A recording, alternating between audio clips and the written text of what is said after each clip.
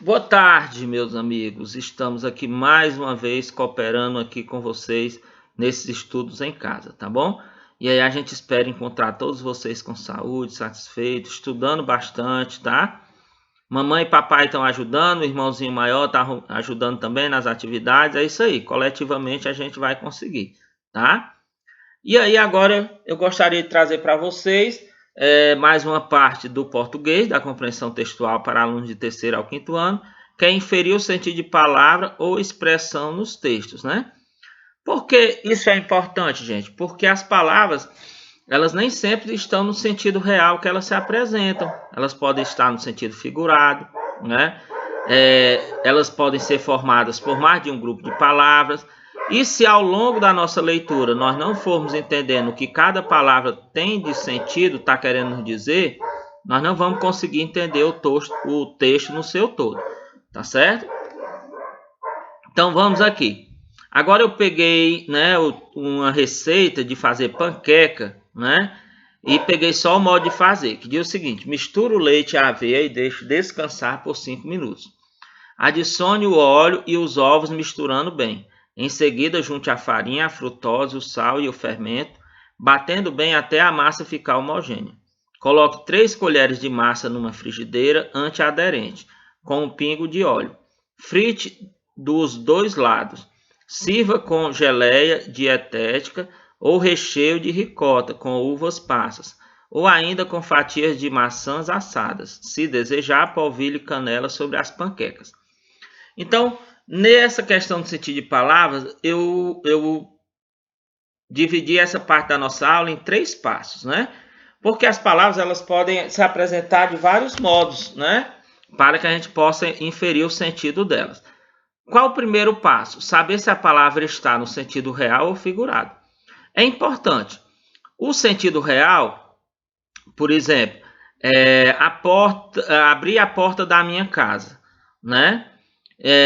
Então, quando eu digo abrir a porta da minha casa, eu estou me referindo realmente à porta da minha casa, tá certo? E se eu disser assim, as portas da minha vida estão abertas para você. Então, a vida ela não tem porta, né? Mas eu estou abrindo a minha vida para você, eu estou revelando os meus segredos para você. Então, a porta é onde se guardava o segredo. E aí a porta já não está mais no sentido real, eu vou dizer que ela está no sentido figurado, tá? Como se apresenta aqui no texto, ó. Vocês estão vendo aqui em vermelhinho, né? A palavra descansar que eu deixei em vermelho. Então, qual o sentido realmente está de descansar? Então, nossa primeira investigação está no sentido real ou figurado, né? Então, vejam lá. O que é que diz aqui? Misture o leite e a aveia e deixe descansar. Então, o que é mesmo este descansar? Será que alguém tinha feito grande esforço e estava cansado? Ou seja, alguém trabalhou bastante e se cansou e aí estava cansado, né? Mas se você ver no texto, que misture o leite e a aveia e deixe descansar. Então o leite e a aveia estavam trabalhando para estarem cansados? Fizeram algum esforço para estar cansado? Não, né? E aí, qual o sentido de descansar aqui? O sentido de descansar é de ficar resguardado, de ficar ali quietinho, né? Então, quando alguém também está descansando do seu trabalho, esse alguém também está quietinho, está tranquilo, está sentado, né? Está confortável ali. Do mesmo modo aqui, mas diferente, mais no sentido figurado, o leite e a aveia, depois de misturados, precisam descansar por 5 minutos. Ou seja, eles vão ficar ali no depósitozinho, onde eu estou fazendo a minha receita, né? Estou fazendo a minha comida, e por 5 minutos eu não vou mexer neles.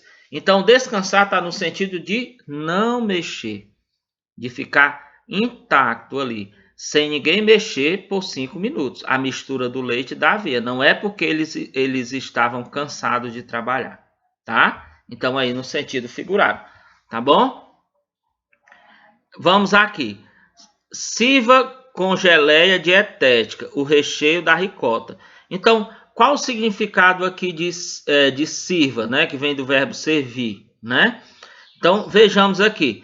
A comida está pronta para ser entregue. Entregue a quem? As pessoas que vão se deliciar ali dessa comida que foi feita, né? Então, depois de todo o trabalho aqui de modo de fazer, né? A minha panqueca está pronta, eu já posso servir. Aí vem as sugestões, eu posso servir, eu posso entregar as pessoas para comer. E aí vai com algumas preferências, com geleia, dietética, né? Com recheio de ricota, com uvas passas ou ainda com fatias de maçã. E se desejar, eu ainda coloco canela sobre as panquecas. Mas quando eu termino aqui de fritar os dois lados, a minha panqueca ela está pronta para servir. E aí eu vou servir de acordo com o gosto de cada um. Então a palavra servir, sirva aqui está no seu sentido real, porque a comida eu vou estar entregando às pessoas. Vou estar dando às pessoas que vão saborear, e aí elas vão saborear de acordo com o gosto desejado, tá? E aí no sentido real. Aí a outra palavrinha que é essa misturando, né? Que eu vou agora para o segundo passo. Qual o segundo passo? A formação das palavras. Então, como as palavras se formam, elas também nos dão ideia do sentido que elas expressam. O que é formar a palavra? Eu tenho uma palavra que se forma com outra palavra. Eu tenho uma palavra que se forma com parte de outras palavras.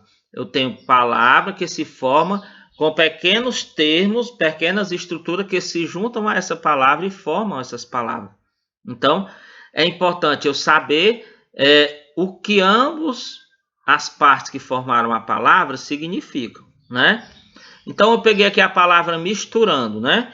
A palavra misturando é a junção do ando indica que a ação de misturar é contínua, ou seja, eu tenho a palavra mistura, né? Ó, aqui mistura e eu tenho o acréscimo da palavra do termo ando. Toda vez que eu tenho o termo ando ou endo, quer dizer algo contínuo, algo que não parou, né? Então, dentro do texto, vejam que adicione o óleo e os ovos misturando bem. Quando eu adiciono o óleo e os ovos, já há uma mistura de quem? Do leite e da aveia. E eu vou misturando, ou seja, eu vou continuar misturando ainda ovos e óleo. Então, eu vou dizer que eu tenho uma ação contínua do misturar, com o acréscimo na palavra misturar ao termozinho ando, né? Que é um termozinho que vocês depois vão ver que é um gerúndio, tá? Que dá a ideia de continuidade. Então, o que significa a palavra misturando? Que a mistura vai ser continuada, vai ser contínua, tá certo? Vamos mais outra formação de palavra aqui. O termo antiaderente. Então, diz aqui, ó. Coloque 3 colheres de sopa numa frigideira antiaderente com um pingo de óleo. Vejam só, eu vou colocar a massa na frigideira e com um pingo de óleo. Vou fritar os dois lados, ó. Gente, para eu fritar os dois lados significa que eu vou ter um lado e depois eu vou virar para o outro lado, né? E aí há um detalhe, essa frigideira ela precisa ser antiaderente, não é verdade? E o que significa a palavra antiaderente? Então nós temos que procurar, né, no nosso universo enciclopédico que nós temos, nosso conhecimento prévio, o termo anti é um prefixozinho, né? É um termo, prefixo que tem ideia de oposição, tá? Então, sempre quando eu tenho a palavra anti, ela está me dando um sentido de oposição. Aderente quer dizer que é algo que fixa, que adere, que fica grudado, né? Então, vejam só, essa frigideira ela precisa ser antiaderente. Então, essa frigideira ela tem que ser um tipo de frigideira que fixa as coisas nela.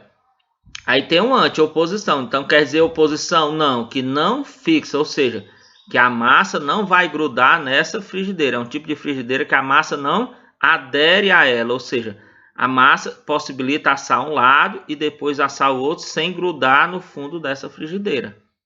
E aí a palavra antiaderente é formada de um termo anti, que quer dizer oposição, e aderente quer dizer algo que fixa. Então, algo que fixa, oposto, algo que não fixa. Tá? Um tipo de frigideira que a massa não fixa nela. Mas isso é possível a partir da formação de palavras, tá? Para a gente saber. E aí é interessante vocês procurarem ter mais atenção nos prefixos, né? Anormal, a quer dizer não, né? Tá? Infeliz, o in quer dizer negação, quer dizer não também, tá? Então é importante para vocês terem bastante sucesso com o sentido das palavras, tá bom? O terceiro passo é o seguinte, analisando o contexto do texto, né? Então, essa é a forma mais comum que nós temos, né, de fazer o sentido de palavras, porque o contexto do texto vai me dar pistas, né, do que realmente pode ser o sentido de uma palavra. Então, aqui é uma carta, né? São Paulo, 22 de outubro de 2001. Ivonete, nós estamos com muita saudade de você.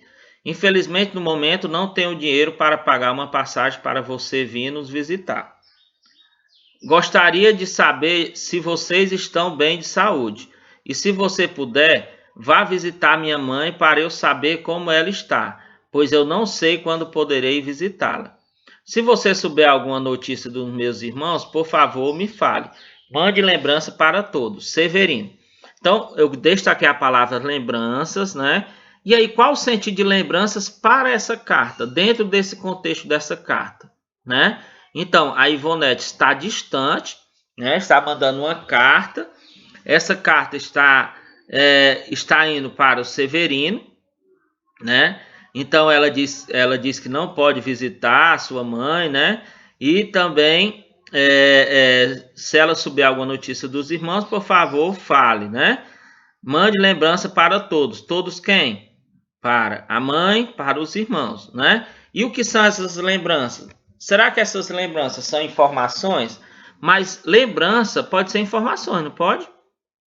Em determinados contextos pode ser informações, né? Lembrança também pode ser boas-vindas, né? Estou lembrando, dando lembranças a vocês no sentido de boas-vindas. Lembranças também pode ser cumprimentos, né? Lhe cumprimentando de algo. Lembrança também pode ser saudade. Lembrança, eu estou com saudade de alguém. Aí nós vamos pegar esses 4 sentidos da palavra lembranças, né? Então, desses 4 sentidos, qual aquele que mais agrega o sentido realmente do que o texto queria transmitir?